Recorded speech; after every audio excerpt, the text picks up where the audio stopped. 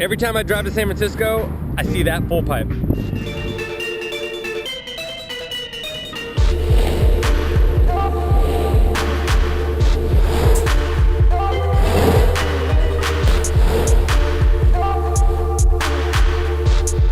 Welcome to the Bathroom Break Podcast. I'm your host, Rab himself, and today my guest is Mike Rooftop Escamilla. Hey, how's it going? Dude.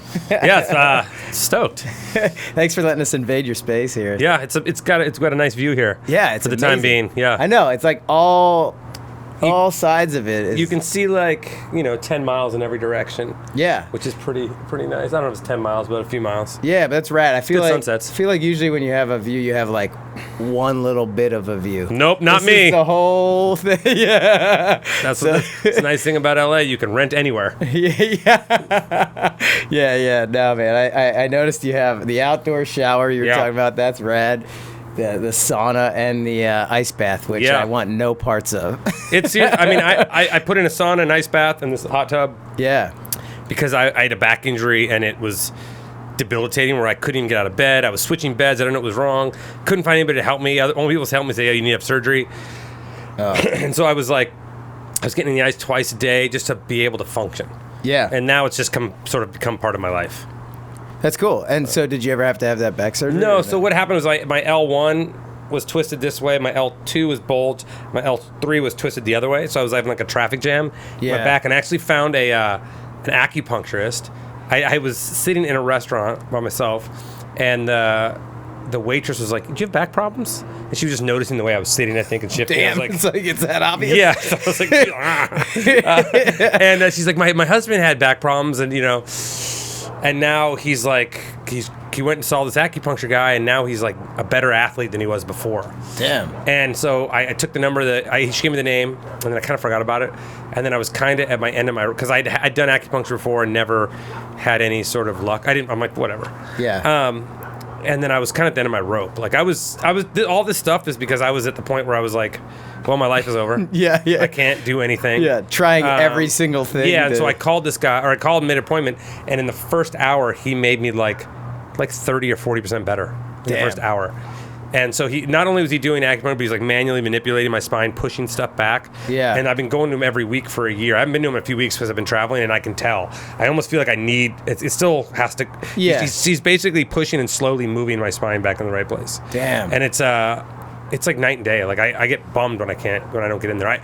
If I miss it for like 2 weeks, I'm like, ugh. I can feel it. It's crazy. I actually started doing an acupuncture because I was getting this vertigo thing. Did it work? Yeah, and it was like all of a sudden I'm like all dizzy and shit. Like, what the fuck is going on with me? And I couldn't figure it out. I went to the doctor. The doctor's like, "Oh, you have BPPV or something." And I was like, "That's HPV." Yeah, it's something different. Well, I clearly have had that from the beginning of time. Yeah, that I knew that, doc. But then he's like, "Oh, you have to do this Epley maneuver thing." So I started trying to do this. You have to lay on the end of the bed, roll your ear crystals. The crystals, because I've had the crystals break off. Yeah. And so for a couple years, anytime I lay on my back, I would get vertigo. Yeah. Yeah. So I started trying to do that. That didn't really work. Then I just started like Googling like, how the hell do you fix this? And the one thing came up, acupuncture. So I went and did it. And this little old like Asian dude is like, "Give me your hand." And like he didn't speak English, so he had a translator.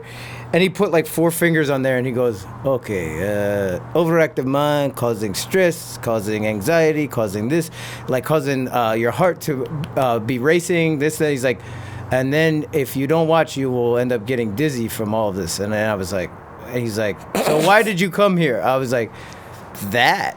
Yeah. I was like, holy shit. Like I was freaked out because it was like a few seconds he put 4 fingers on and knew everything that was going on. And then did the first like needle thing. And since then I haven't gotten vertigo. And it's been like 4 months. Wow, that's crazy. I'm doing it like Isn't twice it weird? a week, You can just sometimes people who are just so good at something can look. Like I looked at you and I'm like, not out of the closet yet. Yeah. And I'm like, I just knew. And I've known that for 15 years. Yeah. And I'm just like, when I saw you this morning, I hadn't seen you in a while. I was like, oh yeah, still not out of the closet. Still hiding it, Still hiding it, bro. Yeah, I'm going down strong. I'm having a kid. I'm doing all that, committing hard, and then it won't be for 15 years. They're like, we always knew. He just was ignoring it. Well, it's good. You wait till your kid's a teenager and ruin his or her life. Yes, exactly. Perfect. Oh man. So speaking of like injury stuff, like what happened throughout your whole life in BMX? I mean, it's got injuries. Yeah, it's got to be crazy. I tried to. It's funny. I put up. Someone asked me that on Instagram a few months ago, and I tried to. That was like a diagram of your. Well, no, I tried to list body. I tried to list all of my injuries in under a minute. Oh, shit. Right? Yeah. Because you only had a minute. Yeah. And so I get them, and then as soon as I post it, I start thinking. I think about 45 seconds more of it. Yeah. But if you had to like go down the list, if I could think of stuff right off the bat, I've had 6 knee surgeries. I've had a shoulder surgery. I've had intercostal fracture, a sheath ripped around the edge of my ribs too. I've had broken fingers, broken toes. I have arthritis in my neck. I've been knocked out. I don't know, well over 15 or 20 times. Yeah. I've had over 10 concussions, hundreds of stitches probably. Yeah. What else have I had? Broken ankles, broken hands, broken wrists, broken arms, broken collarbone. I've had bruised spleen, bleeding in the elbow, which I couldn't bend my elbow for months. I have ulnar nerve damage, so I cut my nerve. I also have a thing called Viking's disease in my hand. See how it's closing? Yeah. There's a lot more. Like there's like a 2. Yeah. There's a lot, but off the bat, that's a few of the things. But that's crazy. Yeah. So like, I mean, because Matt Hoffman has a lot of crazy. Yeah, he's got a ton of them, but he's got like different kinds because his are so much more terrible. Oh, really? Yeah, Okay. just because his are based on like I'll tear my knee and he'll be like, I'm gonna tear my knee, but then I'm gonna get surgery and drill a hole through my knee with no anesthesia, and then that's gonna not work, and then it's just like all these like compounding things he does that just progressively get worse. You know, so my arm doesn't work, so I'm gonna make this robotic arm shield so my arm actually can't lift higher than this, so it can't fall out anymore, and then that causes something else. Get right back on my bike. And then you'd think that was the worst, but then he got driven over by a semi. Fuck, what? A semi blew a stop sign and drove over him. Yeah, he didn't ride his bike for 4 years. Like, that was the biggest injury. But yeah, so like he's just he's had a tough time. So that in that huge list that you put of your injuries, you're saying pales in comparison to that? I mean, I bet you it's like 2/3. Okay. I mean, that list right there was nothing. Yeah, but if I went down the list, all sounds horrible. Yeah, to me. but I did. I remember around the year 2010, I tried to which was a decade ago now. Yeah, I tried to map out roughly how much time I'd spent healing. Yeah. Just on the bigger injuries that I can remember from my first real injury, which was in '95 when I tore my shoulder. This scar here. Yeah. And I had been sitting on the couch healing for 7.5 of those 15 years. Fuck. And that was in just then. So add another 10 or 9 to 10 years, been a few knee surgeries, and I bet you it's close to a decade or more of healing. Dude, that's insane. In the last 25 years. Yeah. Yeah, and I always think about it because I grew up with Bam and he skateboarded and like I skateboarded a little bit. I ride a mini ramp and do things like that. Yeah. But I always saw like for skating or for BMX, you had to commit to knowing you were gonna get so throttled by whatever the fuck you're doing that. Like, you knew you had to get hurt bad to be good. Well, I think, like, that was before the Woodward years where people were learning into foam pits and there was these facilities, facilities exactly. you could do this. So you got hurt in the progress to getting to what you want to do. Now people don't get hurt in the progress as much, but then when they do crash, they get really hurt. Yeah. But yeah, I think that's just... I think it was the best thing that could ever happen to me. Some people or some parents may look and be like, well, I would never let my kid do that. Listen how much you went through. I'm like, yeah, but because of that, I've also gotten to do everything I've ever wanted to do in my life. Yeah. Legitimately everything I've ever wanted to do. Yeah. And except for the new things that I think of constantly. Yeah. But I think it's good for people to get hurt. Yeah, like if my kid doesn't break an arm soon, I'm going to push it down the stairs. Not really. But you know what I mean? I think it's good. Yeah, I think it's important. Like now everything's so safe. There's handrails. Kids don't do anything. You know what I mean? Like everything, you can't do anything. And I think it's important to like kind of be a little bit of a dumb kid and learn what you can do, you know? Well, a lot comes from that, like when you get hurt, and especially going through the process of healing and spending the time on the couch or doing that stuff. Like, there's a lot of time to think, and there's a lot of time to like figure out what the next move is or whatever. And I think you learn what you can do, like what's capable, instead of being afraid of everything your whole life. Like, I know people that are like guys that are 35 and they're like, I'd be scared to use a skill saw. I'm like, what are you talking about? Like, you know what I mean? Just like, because they've never were allowed to do anything, and then you just get to a point where you don't do anything, you know, or you're scared to do this. What I don't get are the people who like fall, like go snowboarding for the first time. I had 2 friends do this, or people went to high school with. They fell, broke their wrist, and then trying to ride the rest of the way down the mountain, broke their other arm. And you're just like, and then they never do anything their whole life ever again. And like, in my head, I'm like, well, you got that out of the way.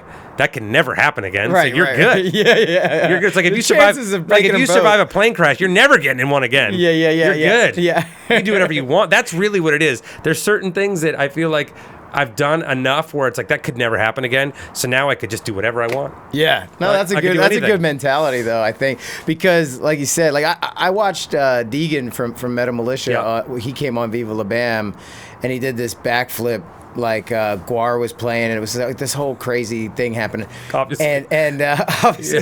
And he did this backflip, and I remember right before he was going, like I remember him saying, like I was just standing there, but he said it to all of us, like he's like, I don't know, man, this ramp's kind of gnarly, like it seems, but I just got to do it. I have to do it because like the cameras are on. I was like, no, you don't, like but he went for it just because he was like, I got to go for it. Goes, does the backflip, and then jams the handlebar into, and it like punctured his spleen, and I think like one of his kidneys or something. He like almost died because the and I don't name the names, but we all know who it was. There wasn't an ambulance anywhere near this area, and it was like, dude, this crazy shit that's going on. Like, you should have somebody ready to go. Yeah. And there wasn't. And then because you don't think about it, you're like, oh, he's gonna pull it. You know? Yeah. And then when it happened, it was the time waiting for the ambulance that was like risky as hell with it. But afterwards, he got right back up. Like, I mean, once he healed, and not right then he didn't get right back up, but after he healed and did all that, he couldn't wait to get back on a bike. And for me, I'm like, fuck that, and like that mindset is, well, that's not gonna happen again, so go. Yeah, it's not that it's not gonna happen. I just think it's such a part of you, like people. Yeah. Right. You know, it's like when people say, like, well, you don't have to ride your bike. Like, yeah, I do. Like, when you're in it, right? Right. And it isn't about that, like, you need to go do something or prove yourself. It just becomes part of who you are. Absolutely. Like, and I mean, the hardest part about being at the end of your career is, and I think for everyone, whether they want to admit it or not, it's a bit of an identity crisis. Yeah, for sure. I think that's why a lot of people turn to drugs and alcohol, and you've had a few enough suicides and things like that, where people just without bike riding, without skateboarding, without motocross, where it's been their whole life, like, who are they? Right. Like, I've been lucky enough that I've transitioned into some things that have been able to fill that void for me, but not nearly as much as I would like. There are still days I wake up and I'm like, I've got to find that thing that defines me. Yeah. Well, you mentioned that a little bit because I always see, like, because I follow you on the Instagram stuff, and I always see it's the Instagram or whatever. I follow you on the Instagram. I'm such an old man. Whatever. Rick always tells me I need to be better with it and do it. I'm like, I can't go on there that much, but that hashtag be the adventure that you do. And I mean, I always see this cool shit. I mean, you're always off doing crazy. Something. I started that hashtag years ago, and now it's got like over 250,000 people have used it. Yeah. And it's like people tried to start clothing companies and all sorts of shit. Yeah. But yeah, and the whole point of that was, because I used to get a ton of, I would put pictures up from all the TV show stuff I did or whatever. Yeah. And they'd be like, well, I could do that too if I had all the money in the world. And I'm like, can't make rent. I don't have all the money in the world. And my whole point was, and a lot of it is just around here, I just am good at like finding stuff and just also making it fun. So my whole point was like, you're the adventure. You be the adventure. Just walk out your front door, go left or right, and then you just find it. Like look at what you guys did with CKY, right? Like it's not like Westchester was some amazing place. It was just a town. A boring ass town. Yeah, and you guys made fun stuff, So that was the point of it. But it's crazy that it's sort of taken on its life of its own and spawned other be this and be that, and it's really funny. Dude, it's awesome because it is a good mindset that like you're the one that makes that happen, and that was like that. We had that thing of for the film. That was like always because Joe Franz back in the day, like he would have this old film camera. And the mindset was like, you had to hurry up and fucking break yourself off or do something because the film's rolling and that shit cost a lot of money. Yeah, back when you had to run film. Yeah, so it was like, that was like, for the film, just do it. Like, you know, and that was that mindset, but that created this fun adventure of just go for it, make it happen, and stop making excuses and go. And whatever you do, it is what it is. Yeah. It is what it is, right? And so many things fail, but so many things turn out that you wouldn't. Like, the thing that you think is going to be the funniest or the best sucks. And then the thing that you're like, just whatever, that turns out to be great. There is a thing that I think people do, and I'm guilty of it too, is not doing something because it's not going to be this great production or this big thing when you realize it doesn't need to be. No. Just go do your thing. Yeah. Like the best stuff happens for nothing. Yeah. Like, because Bam's mom always used to say that too, because we would just find random shit in the closet and then make a skit out of it. Did they find you in there? Yeah. You son of a bitch. You were the random thing. Yeah. I mean, yes. and so then, like, you do that and you make something funny of it, but then once like Jackass came and there's money, and then Viva La Bam came and there was money to blow, we got lazy with it because you could just pay for everything and you'd lose it. Yeah, you have these like delusions of grandeur that you think are going to be so funny, and you're like, it's not really that. Yeah, it didn't work out. Because it looks like you're trying so hard. Yeah. It doesn't seem authentic. Yeah, exactly. Because no one actually goes like kayak rocket boarding downstairs in Seattle, right? Or whatever it is. Yeah, exactly. So what got you into riding BMX? Like, how did you find the bike or whatever? There was a lot of kids in my neighborhood. There was like 13 or 14 kids all within like a 3-year range. Nice. So it was like a great neighborhood to grow up in, and they all rode bikes. Oh, okay. And so I was the youngest kid that went and rode around to the jumps with them, and we pedal over. And then when they all either got in trouble or graduated or just got into cars, they all sort of stopped, and then I just rode myself. And I had found this guy, Brian Castillo, who I'd met him at his jumps. The guy at the bike shop says, hey, we're going to go ride these jumps. And they're like, a couple towns over back then. You're like, well, you're 14. You're like, I can't get there. It's 15 miles away. You're like, oh, well, we'll drive over there. And I met this kid who had built these jumps. And he was the only other dude that I'd ever seen that rode like the same way I rode. Like he was jumping doubles and doing tricks. And he'd never seen any kid actually 316 doubles, like doing real tricks over big jumps. Yeah. He was like the only one, and I was the only one over here. It's not like there was no internet. There was no... Exactly. And then we just rode each other's houses like every weekend, and then that was it. And then we just started riding, and then... So you kind of pushed each other. Yeah, I pushed each other, but we were also just... And then I would just... Once I knew where he lived, I would just pedal to his house every weekend, 14 miles or whatever it was. Over hills, like... But, you'd go there with $5 in your pocket, ride all day, and then ride home. Yeah. But that was how I got into it. I just never quit. Yeah. And then I had met some local pros, and then just sort of just started happening. Yeah. And then back then, the whole industry was here in California, and there wasn't a ton of pros or ton of people. So once I started getting in with the people, and then those pros had the magazines there to shoot stuff, they're like, who's this young kid? And I was super young at the time, and I was really good for being super young.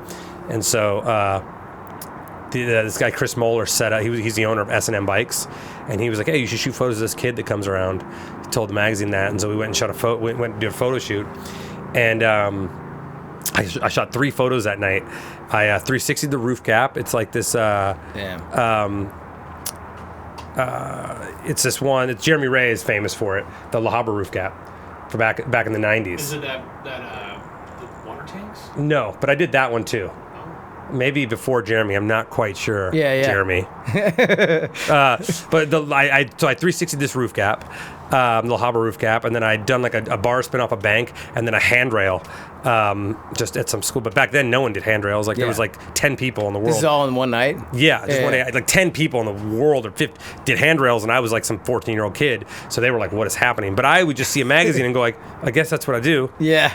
And in my first photo shoot, the 360 got a center spread of the American Ride magazine.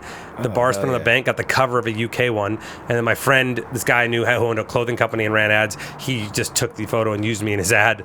So and that was it. I was like, as soon as I had gotten a cover, a center spread, and an ad from a company I didn't ride for, the first time I had gone on a photo shoot, and then it was just like, I was just like, oh, we'll call Escamilla, or my nickname's Rooftop, so they'll just call Rooftop.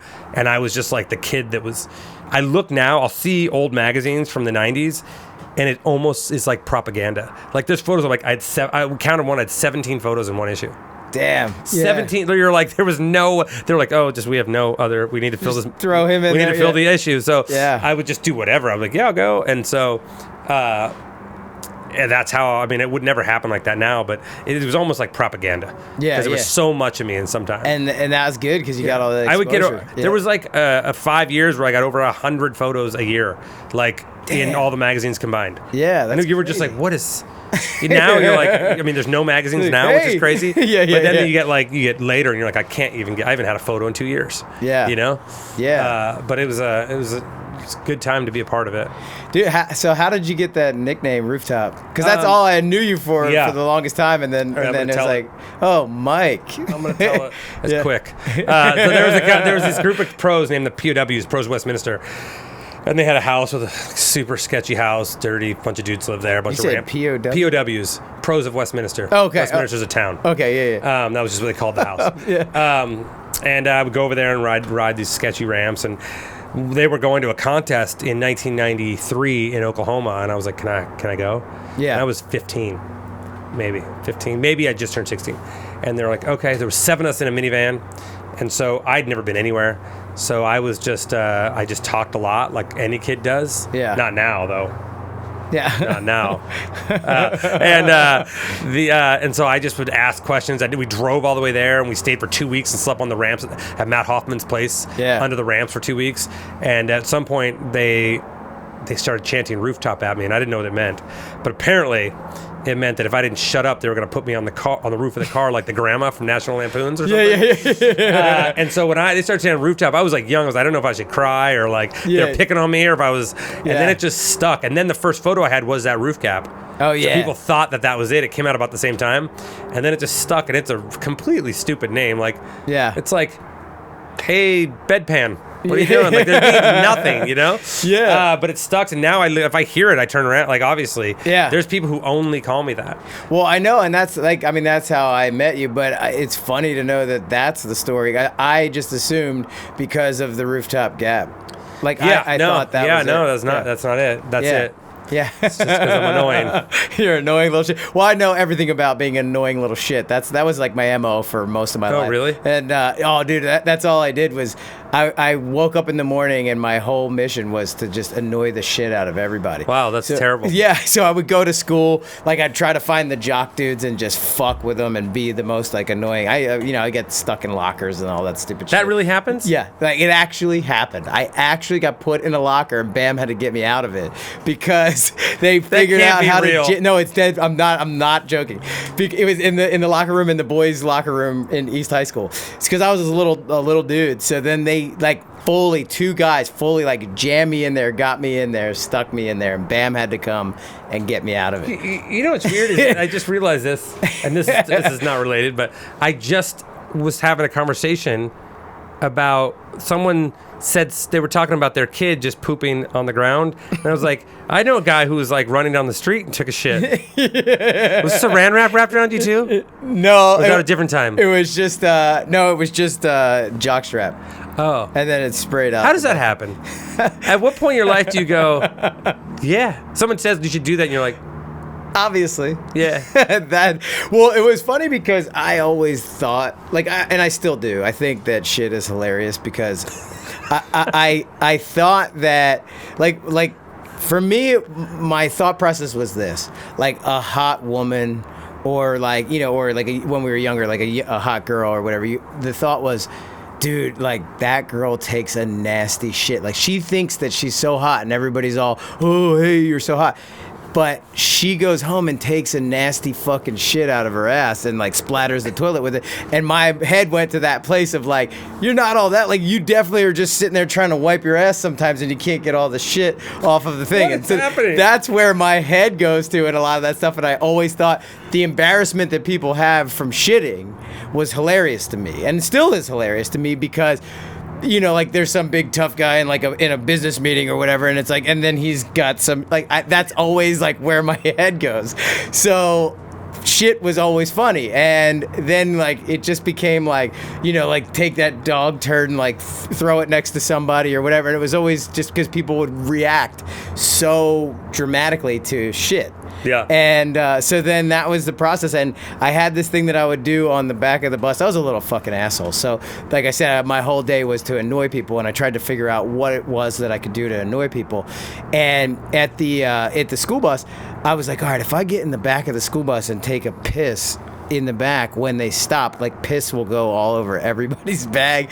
I was such a fuck. So like I thought that shit was hilarious because I just wanted to fuck with everybody. And eventually, pissing in the hallways led to like I was gonna get kicked out of school. That morning, I had a meeting with the principals and my parents, and they were like, "If you get in trouble one more time throughout the school year, you're gonna be expelled." And this was like January, so I was like, "I'm not gonna make it to June," you know. Like, so I came back from that meeting, went into the classroom, and Bam was in my health class with me, and we're sitting there, and I was like, "Dude, I'm gonna get expelled. Like, there's no fucking way I'm gonna make it." And I saw this coffee mug on the teacher's desk in like the adjoining class. Yeah. I was like, dude, I'm going to take a shit in that coffee mug so that when the teacher comes back, there's just going to be a turd in the mug. And I was like, I thought it was hilarious. So I go to the bathroom to take a shit in the mug. And I stole the mug. Yeah, I took the mug, go to the bathroom, take a shit in the mug. And as I'm coming out of the bathroom, this girl who's like total like goody two-shoes girl saw me, and I was like, oh, fuck, like I'm caught. I can't get it back to the classroom, so I just threw it, and then it splattered all over the lockers. There's just shit all over the lockers, and by the time I get back to the class, when I threw it, the shit got on my foot, and I'm like, oh no, there's shit on the foot, so I'm trying to wash it off in like the water fountain. There's just shit everywhere, and I come back in the classroom, I'm like, and Bam's like, what happened? Like, what? And I was like, dude, like, you know, like I fucking threw it, and then like it was on the lockers, and then where we were at, the teacher basically, the teachers would let us out a couple minutes early because we were in this wing that was farther away from the school. So all the other teachers let the kids out, but our teacher, for some reason, wasn't letting us out early that day. And he's looking back like, Rab, Margera, like, what's so funny? And we were like cracking up because we knew, because you could hear the kids in the hallway like, oh, what is that? Ew, like that's shit. And so they're all freaking out about this shit. And I ended up getting expelled from school. So for that, yeah, because that was like the last you straw. think? Yeah. So shit always kind of became my MO because of that stuff, and then I started doing the shitting off of rooftop things and doing that for CKY, and that's when Jess Margera, who he turned me on to George Carlin, and like when I was real young, but he was like, dude, like come on, you're known for shit, like you should do that. You should do the. So did you eat a bunch of laxatives? Yeah. So then I Terrible. ate. So then it said like eat 2 to 4 of them, and I was like, oh fuck it, eat the whole thing. I ate the whole thing, 18 pieces of those little chocolate like X-Lax things, and I'm sitting there for like an hour and a half going, like, and Bam and Jess like, do you got a shit? Like what? And I'm like, I don't think so. I don't know what's happening. I drank a little bit of coffee. And then everything stirred it all loose, and it was literally like, get the camera, it's gonna fucking explode out of my ass. Like, so then we go run, and all I had to do was just let go a little, and it fucking sprayed everywhere. How long did you poop for? So that I've told the story before, but it went nuts. So then right after that, then my butthole went nuts. Shit, yeah, it went nuts. There's shit all out the front of like, you know, the jockstrap. There's poop everywhere. I go onto the side of Bam's parents' house to spray down my ass, and I turn the hose on and I'm spraying my ass, and I look through my legs like while a full spread butthole spraying down the shit. And I look through, and the neighbor is standing there holding his 6-year-old daughter's hand, looking straight up my ass. And I'm like, dude, oh my God, sorry. And he's like, oh, like, what is going on over there? And I fully had to take it off because there was shit all in the jock straps. I was standing there naked, like, cover myself with this like little kid over there. And I come back around, I'm telling them, I'm like, dude, the neighbors just saw like directly up my asshole. And they're like, so they're cracking up. I asked. And then, like, yeah, do you want more of this? So I get, as soon as I get inside, I'm like, I got to shit again. So I'm sitting on the toilet just shitting. And Bam had to get me the phone because I'm like freaking out because my mom's a nurse. So I call my mom up and was like, Mom, like I ate the whole box of X-Lax. And she's like, Christian, like, why would you do that? I'm like, you'll see. Yeah. The whole world will see. Yeah. So I'm gonna be famous, Mom. Yeah. Oh man. So then she's like, she told me like I had to take Imodium to counteract the X-Lax. Yeah. So I take Imodium, and all it did was make just like a rock war in my stomach, like, and then you felt like you had to shit, so you get to the toilet and then you don't have to shit, and then you feel like you have to shit. How long did that last for? So all night, I went out and I went to the bar. We're all hanging out at the bar, and then the funny part went of to it. the bar after? Yeah. So you did all that. You're like, oh, let's go drinking. Yeah. Well, I'm in recovery. Drinking was a part of everything. So I'm there and I'm drinking, and Bam comes over and goes, dude, he's like, yo, this girl over here is all into you. I'm like, nah. Not today, like, she ain't. I was like, not today, dude. And he's like, no, like, she's in. So then she comes over, I'm talking to her, and he's like, oh, he's like, you have to take her home. I was like, he's like, I really shouldn't. But then I was thinking, like, it could be hilarious.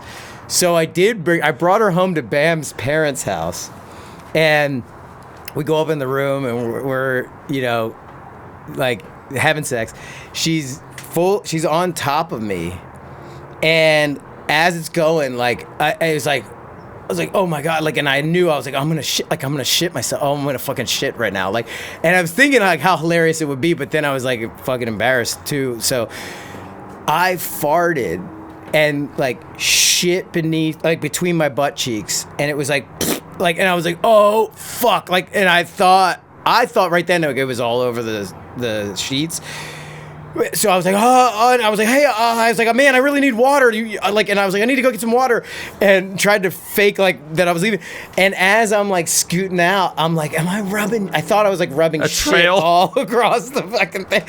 As I get, then I can feel the shit. I can feel the shit like dripping down my leg as I'm walking out of the room to get to the bathroom. There's just shit like and it like dripped on the carpet. Then it dripped on the floor in the bathroom. And then I get to the toilet seat, and as I sit down, it was like all shit all over my butt. So I like slipped but shit at the same time. So then it's like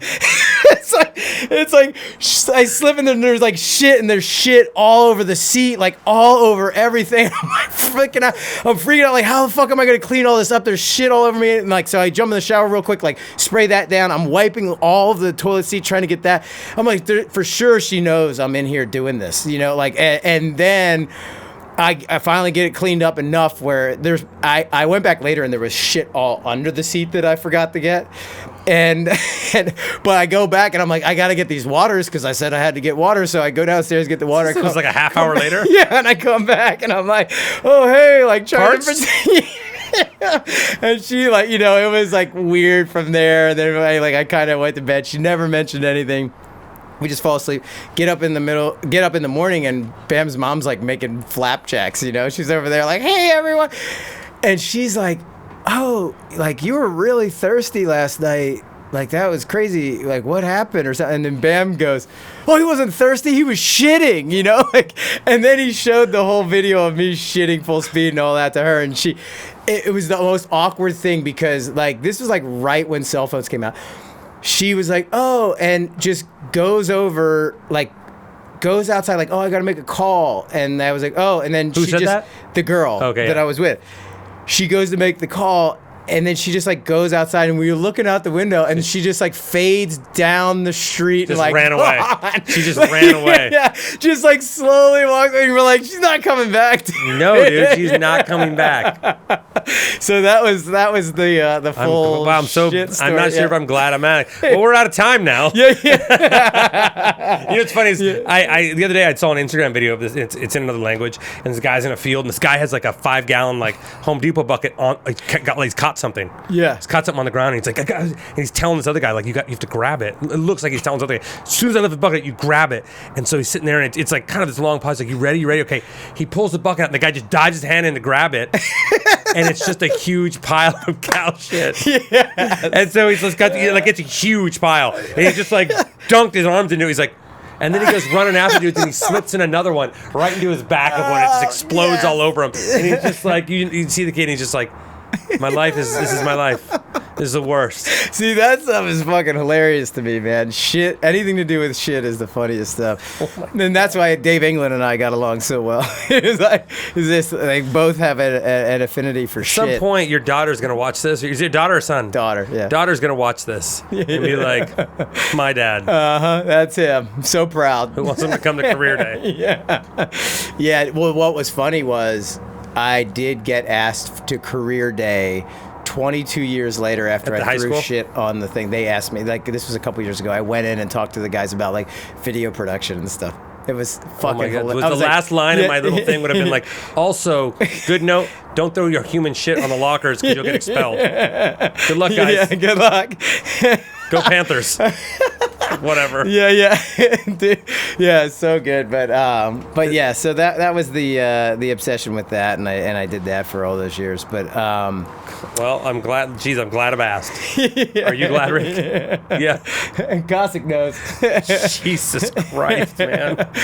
So how can we steer this back into the BMX world and kind of your story of getting involved? Obviously, like, then you got onto like Matt Hoffman's like video game. Yeah, well, I rode for Hoffman Bikes, so we did the video games, and there was action figures.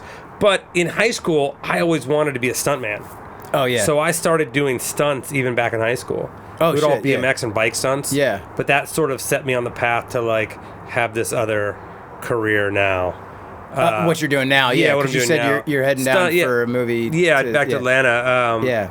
With that and like even like TV hosting and things like that. But all the bike riding stuff all led me to do. At some point, I was riding for like Etnies and Hurley and Nixon, and they all had these like surf or skate teams, and I would start going on trips with their other sports, and I started like realizing like, well, there's so much to be doing. Yeah. Why am I riding my bike only?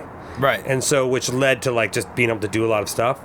So, and they're all just turned it out, ended up hosting stuff and doing whatever I could do to go on these other trips. And that just all sort of, as much as it was like unliked at the time, the bike industry didn't like that I did everything else. Like it was a very strict time when they were like, you should only be riding your bike. Right. Like this dude's off snowboarding. He's off heliboarding in Alaska. You know, you should be in Riverside on some crappy ass ditch. You know what I mean? Yeah. Like, yeah. And now you can't find an athlete who doesn't do more than one thing ever. But it sort of all like paid off to sort of giving me a pretty interesting life up until now. Gonna do what I want to do. So, like, were you sort of taking a risk where they like? Did you have a contract that was basically like you can't get hurt doing other stuff? There wasn't any of that. No one had contract. Yeah. We had contracts, but they were just like, we'll pay you, right. And we don't have to if we don't want to. Yeah. But and we reserve the right to like not pay you. No, but you were definitely like, it was starting to like be. There were definitely times when people felt like it was frowned upon because they felt like I was getting paid to ride bikes, and I was off in Fiji, you know, on an island, you know, but worked out. But yeah, it's rad because that's your life these days. Yeah, I mean, like you're base jumping and doing. Well, I used to base jump. I stopped when my daughter was born, but you know, I do. There's pretty much. I mean, I do a lot of. I keep busy. Yeah. I try to constantly find fun things to do. Yeah. You know, I got to do a TV show about 7 or 8 years ago where we did 2 seasons, and we basically went and did sports or jobs or rituals or anything that was specific to the country you go to, and I got to do everything. Yeah. Like literally show up and be like, okay, you're gonna fight this bull. This is how you do it. Yeah. 5 minutes of like fight this bull orientation. You're like, okay, and then you're in this like you're like Toro. Yeah. You know, and it just you realize that when you're forced into something, doing something, you're like, oh, I could do anything. Yeah. Not like you're going to be great at it, but I can do everything enough to have fun. So I'm like, well, if I see something I want to do, I'm like, let's figure out how to do it. Like, I was wondering, like, how did you kind of make that transition into the film world and start doing stunts with film? Like, you know, like, obviously you said, like, you've done so many different kind of, I don't know, action sports or whatever, you know, but with so many different things. How did that lead into? I always wanted to be a stuntman, and so I started doing bike stunts even in high school. I did commercials, and then there was a show called Pacific Blue. Yeah, I remember that show. And I doubled some of the cops for a little bit and did bike stunts on that, and then that's awesome. I would do stuff here and there, but I was always busy riding my bike still. And then I got an opportunity to do this movie called Stick It, which is like a gymnastics movie, but the opening sequence is like this bike and skate sequence. Yeah. And so we got to the house where they're gonna do the sequence down off the roof, and I had this whole thing. I was like, it might work a little better. So I kind of redesigned the sequence, and then we did it for real, which is like, we put a ladder down, and I like feeble grinded a ladder, wheel bouncing on the rungs, like, and then drop into a pool slide. And the guy who had hired me for that, I told him that I really want to do stunts. Wait, the ladder was like on the ground? It was like from scaffolding to scaffolding, like at an angle. You know what I mean? That's gnarly. And it was on something 4 feet wide, and then I 360 from one another, and then dropped into a pool slide. And then there was a couple different stunts, and I flipped out of the pool and went through a window. But I told him I wanted to do more stunts, and then he actually he'd hired me for. His name was Jimmy Romano, and he was like, I got a show for you, and you'll take some bullet hits. That was the first real, like, in my head, real stunts. Yeah. It was 10 or 12 years after I'd done. Bullet hits? Like like squib hits, you know? Like, I was a guard for a drug dealer or something. Yeah. And so I did a few of those on his episodes, and then just things here and there. And do you have to have padding on or something for that? Nah. I think you might have a little thing underneath it. It's been a long time since I did squib. Yeah, but usually you have stuff on. It doesn't hurt that much. You have stuff in between your skin, for sure. But it's not much. And then I did that, and then I did the movie Mall Cop, where I actually played a bad guy. And Paul Blart thing? Paul Blart, yeah. And that's like been the best paying gig I've ever had in my life. Oh, yeah. I still get huge checks from it.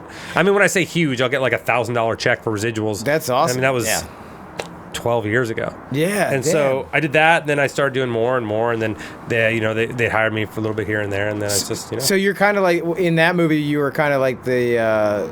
like a principal stunt guy, like, so are you in Paul Blart? Yeah, I was a principal stunt. Yeah, I was part of the stunt team, but I was also too, or I was also an actor too. I also played one of the bad guys. Yeah, so it was action sport bad guys. So they just hired us to do it. But then I've done awesome. but in the last few years, in like Guardians of the Galaxy 2, Winter Soldier. I think it was Winter Soldier, Captain Marvel, Ant-Man. Holy shit! I'm working on Suicide Squad 2 now. Yeah. A Horrible Boss, a bunch of little movies here and there, and like little movies here and there, and the TV shows and stuff too. Yeah. Oh, I never made it. Those are huge. Yeah, I never made it like a big priority until the last few years. Okay. So now I'm trying to make it more of a priority. Yeah. Yeah. And so you said you're heading down to Atlanta. Yeah, I'm in Atlanta to go work on some stuff, and I'll be there every month. I'll go back at least once between now and February. That's awesome. Yeah. And so it's crazy because you're kind of like the actor too. You're not just like the stunt coordinator guy. You're well, I'm not coordinating. I mean, I'm just a stunt guy, but I used to try to do more acting stuff, but I think I'm going to start auditioning again. I kind of went through a phase where I was like, why am I auditioning when I could just go make money doing stunts or ride my bike? Why am I being miserable doing this? Yeah. But lately I've been like, I think it feels like something I would enjoy again. Yeah. So I think I'm going to start doing that if I can find the time. Oh, that's right. Yeah. No, it's funny because I sit here and think about it, like, obviously with all the BMX stuff and the stunt stuff, and like whenever I see you, I always think of Ryan. Like it's always like a close connection, Ryan Dunn, and he would always like want to be a BMX guy, but never could, you know. So he but he would always be like, I'm the BMX guy. He was the BMX guy for CKY. Yeah. Tried to be that, but we knew damn well like he wasn't. But but you guys got close and like ended up being we were roommates while he friends. was filming Jackass 2. He'd got an apartment out here to live, and we were tight. I mean, Yeah, no, it's funny because I say this to my wife. I'm like, dude, whenever I see Rooftop, I always think of Ryan because it's just the two of you sort of have that similar sensibility of like sort of fucking annoyed with everything, but it's hilarious. You know, like where Ryan would do that. Like he's just like, because I remember when he died, people would be like, "Oh, he's the sweetest guy," and I was like, "No, he wasn't. He was a fucking dick," and that's why I loved him. You know what I mean? It was like that dude was a total dick, and he would pick out like. But I mean, he was a nice guy. He was just, his comedy was dickish. Yes, yeah, that's what I mean. Yeah, actually, a total sweetheart of a person. Yeah. But for me, it was like he fucking bust my balls always and constant, and that's what I loved about him. And you have a similar sensibility in that. Like I know what are you talking about. Like I know you have a heart of gold, and you have your daughter, and you're an awesome dad and cool like that. But then there is this cool part of you that's sort of like a dickish sense of humor. And well, I don't know if it's a dick, but I just feel like. I don't think there's a line you can cross in comedy. Yes. I just don't think there's a line. Right. You know, or like it's just, if there's a line, the funny thing is just right over it. Yeah. And I think that we live in a time where everyone's so like sensitive, but not even sensitive. They just think that like if I hurt your feelings, that I owe you an apology, or that what you're saying is not okay. Yeah. Or that their way is the correct way, which is if you don't like what I'm saying, that's fine. Yeah. Like, that's fine. Totally cool. I almost think that, like, you need those people because that sort of lets you know what you'll put up with. Right. Right? You're like, otherwise nothing ever happens to you, you know what I mean? Like, yeah. If someone says anything to you, I honestly don't know how some of these kids are going to grow up and be able to do anything. Meaning, like... handle regular life. Yeah, like when you walk outside and someone actually, or their boss yells at them. Get to work, you idiot, you know? Yeah. I also think that people... want to be like they want to. Should we wait for that helicopter? They're coming to get me. Hold on. Yeah, I'm getting You're picked gonna up. Pull us right out of here. Hold on. I live on this massive hill. Yeah. So we're really close to helicopters. Yeah, sometimes actually I look up and they're like 20 feet over the house. Well, not 20 feet, probably 100 feet. They are coming to get me. No, but I mean that one's pretty low. Yeah. But like there's ones that are easily half as high as that sometimes. That I'm like, are they landing in the street? Yeah. Just right on the roof over here. I do think that there's people that complain about stuff like these people. It's a sort of cancel culture. That's what they call it, right? Yeah. They just want to like. They don't even. What's happening doesn't affect them. They just want to be able to be heard and say like that's wrong, or that's whatever. You know, and you're like, I don't know. It's really a weird thing. People complain about things that don't affect them in any way. Right. Well, it was funny. It was Jerry Seinfeld or some, or one. I think it was him, but I'm totally paraphrasing on it. But the idea was that we're trying to change everybody's language and what everybody's saying so that the person who's sensitive's feelings don't get hurt, instead of teaching the person who's sensitive's feelings how to handle life and the things that are going to be said. Totally. You know, and that was like, damn, that is so right. And like, we shouldn't change everything to make sure everyone's okay. You teach those people how to cope with the fact that life is fucked up from time to time. Yeah. And shitty things are said, and you have to, it's fine. Yeah. It's fine. It's such a weird. The weird thing to me is that I heard this. I don't know who said it, but I heard something somewhere that was like, it's weird that like people are getting in trouble for comedy they said 10 years ago. Yeah. You're like, things were different. Things were funny then. Right. The way you talked was different. Everything was funny. Things were accepted different. It's like you wouldn't use a cell phone from 10 years ago. Right. Because it wouldn't. Exactly. It doesn't do what you need it to do now. Or, you know, so like, it's evolved and things have evolved. Changed. Yeah. Why is it you're okay for your electronics to evolve? Yeah. But people can't. Yeah. Well, Kevin Hart got in trouble and couldn't do the but he didn't get in trouble. He just like. I mean, the thing is like. Yeah. But go back to Eddie Murphy. I'm not even gonna say it, but go back to Eddie Murphy's album. Look at some of the titles. Yeah. Oh, when he walks right out on the stage. Yeah, but some of the titles from the early 80s, like the titles of just the joke on the album. You would get fired forever for just saying some of those words. And it's honest, if you're a comedian and if we're gonna go by these rules, no comedians can work ever again. Right. Period. Yeah. No one can do anything. Like, hush up, it's too offensive. Yeah. Everything's too offensive. Because I personally, like, it's almost refreshing when you hear someone use things that they're not supposed to. You're like, I like that. And the weird thing is some of these words, and I can understand how they offend people, but for like someone who grew up in the 90s when a lot of words were just said, don't have anything to do with what people say they have to do with, right? Right. There's words that describe some people, and I hear that, and I'm like, I don't really even think of that group of people when I hear that. Right, exactly. But I understand, and here I am worrying about everything, you know, like sensitive to that. But I also think like just if someone's a shitty person, then just don't be around that shitty person anymore. Right. And you could tell, and I think that's what you're saying. Like, that was the difference with you and with Rye, is that you're good people just saying funny shit that might be a little bit offensive because it's fun to it's hear. Funny. That. Yeah. Yeah, I do think that we're in a place that's so like I think it's gonna pop, right? Like I know there was a lot of I saw or heard something that was about those new Chris Rock Netflix ones that are like the last one's. Like, he pretty much makes fun of every group that you shouldn't make fun of, like, according to. Well, Chappelle, what did I say? Chris Rock? Yeah, I meant Chappelle, Chris Rock did one that everyone got offended by. Oh, no, I meant Chappelle, sorry. I don't know why I said that. But it was saying that there was all these critics about how this can't happen, but then they did a poll with the people, and the people weren't bothered by it at all. So maybe it is just the people who have a bigger voice seem to be, pushing a narrative that is like... And I don't understand what for, but exactly. But that's a scary time when a comedian's censored to the point of not being able to just kind of poke fun at the stuff. Because the whole entire point, I think, of Chappelle, and the reason he even left that show, from what I gather from what he said, the reason he left that show back in the day was because people weren't understanding the fact that he's just poking fun at this stuff, having fun, and showing the kind of the hypocrisy of the things that are existing, rather than saying, "Oh, this is how I actually feel about it." It was more like, isn't it funny that society sees it this way, rather than this is how I feel about this specific thing. And totally. Yeah, and that, I don't know. That, I think is the last one. I mean, all of them are good, but the last one, Sticks and Stones, whatever it's called, is it's a masterpiece. Yeah, I know. Kosik and I were talking about that yesterday when we were joking. It's a masterpiece. Apparently, there's an extra, right? There's like an extra. The credits. Really? Yeah. Oh, I'm gonna go watch that as soon as we get off. Yeah. As soon as we get off this, I'm gonna go watch it. It's perfect. It's so good. It's perfect.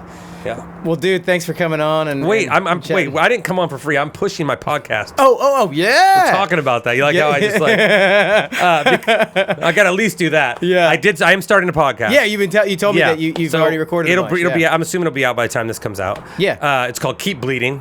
Oh, shit. And I'm just talking to a lot of athletes and actors and rappers and comedians, people anybody who's sort of mastered their craft, and people who have to continue to give blood to their craft to keep it alive, whether it be physical or mental, or having to sort of change their mindset. So I have some really great guests, and I'm really excited about it.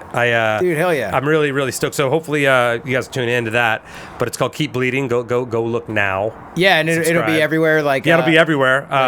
It's easy to find. The logo is me riding a heart, about to shove a lightning bolt into a beating heart. Yes. So it's pretty good. But dude, I'm excited for that. Yeah, I'm excited about it. So the first ones we're dropping are really good, man. It's like Tony Hawk and Exhibit.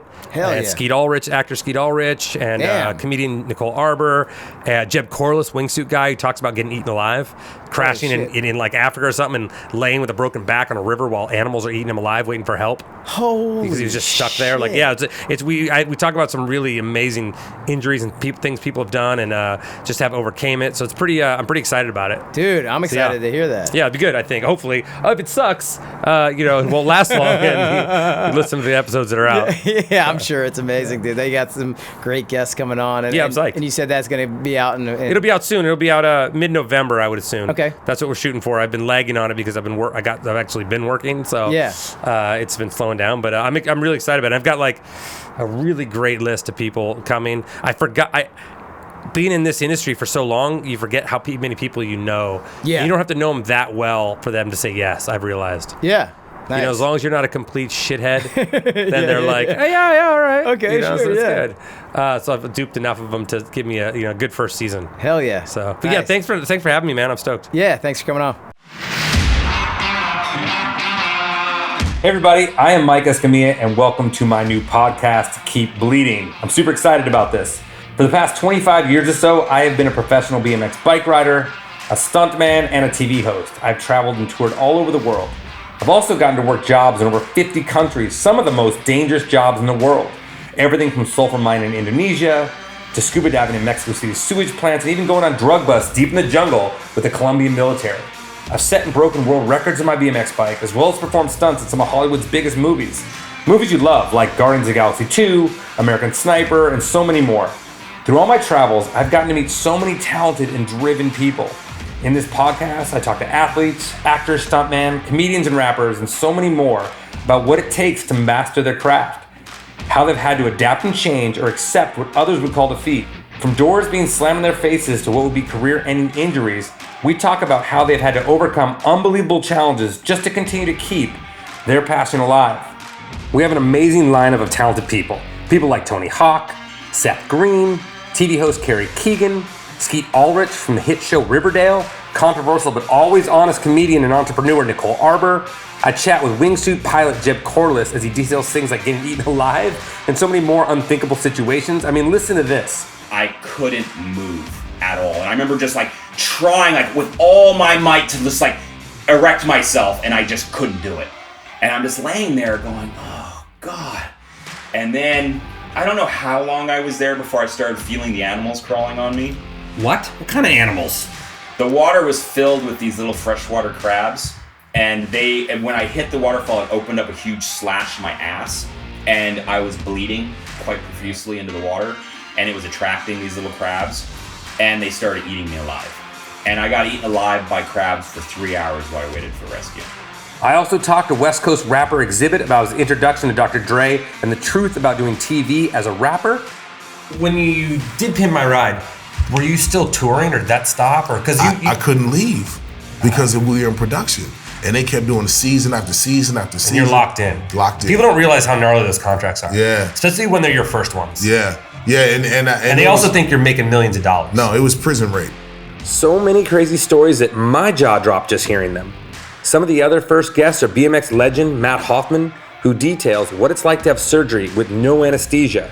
Actor Sean Gunn talks about his experience playing on-set Rocket Raccoon in the Marvel Universe.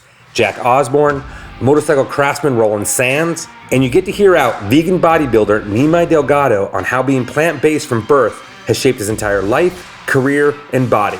Them and so much more. I am so excited to share all these amazing stories and what it's taken for all these talented people to survive and thrive in their own respective worlds. So don't forget to subscribe to the Keep Bleeding podcast, available on all apps or wherever you may listen. Thank you so much, and we'll talk soon.